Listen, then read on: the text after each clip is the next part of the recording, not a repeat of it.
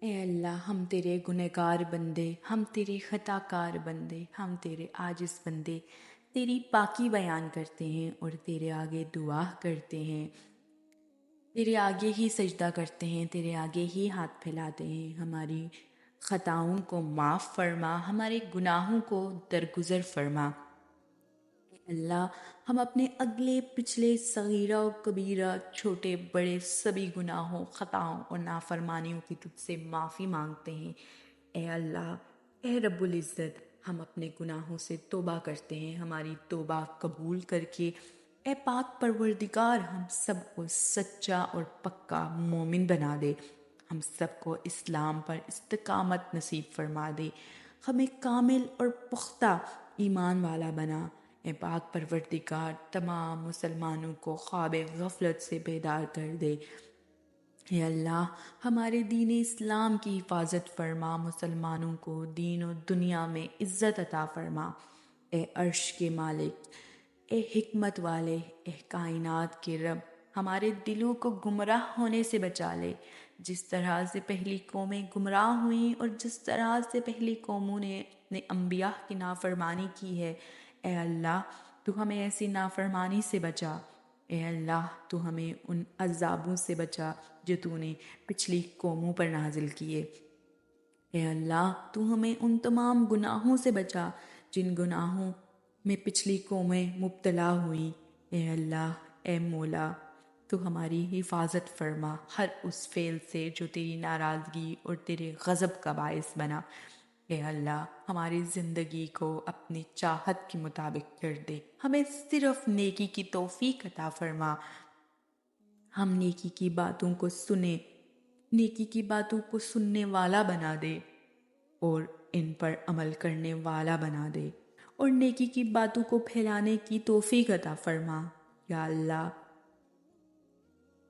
یہ دور فتنے کا ہے، امت کے اندر ہر طرح کے گناہ پائے جاتے ہیں، تو ہمارے حال پر رحم فرما اور ہمیں گناہوں سے بچنے کی توفیق عطا فرما۔ یا اللہ، تو کریم ہے، تو رحیم ہے، تو رحمان ہے، تو غفور الرحیم ہے، تو ہمارے گزشتہ گناہوں کو معاف فرما دے اور آئندہ ہمیں گناہوں سے بچنے کی توفیق عطا فرما۔ یا اللہ، ہمارے تن، من، دل و دماغ کو، روح کو، جسم کو، سوچ کو پاک کر دے، ہمارے دلوں پر لگے زنگ کو، دل پر جمے گندگی کو، میل کو اپنی رحمت سے دھو ڈال۔ یا اللہ، ہماری سوچوں کو پاک کر دے، ہمارے دلوں سے وسوسوں کو نکال دے۔ یا اللہ، ہمیں ایسے عذاب سے بچا۔ یا اللہ، ہمیں اپنے عذاب سے بچا لے۔ اے پروردگار، تمام مسلمانوں کی افلاس، سستی اور غفلت سے حفاظت فرما۔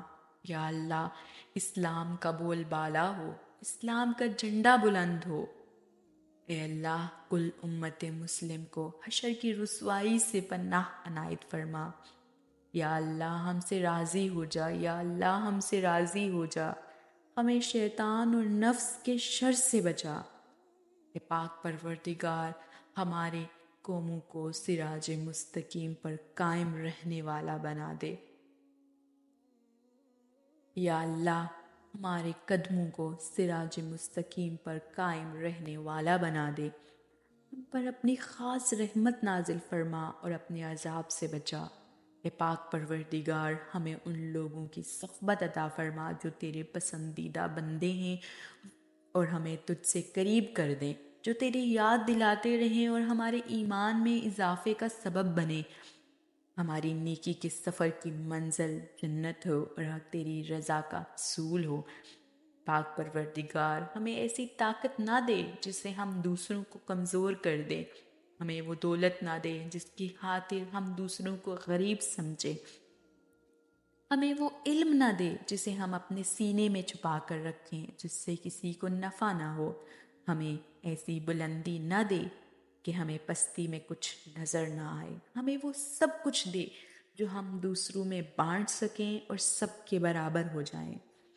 اے پاک پروردگار، کوئی کام آسان نہیں مگر تو جسے آسان کر دے۔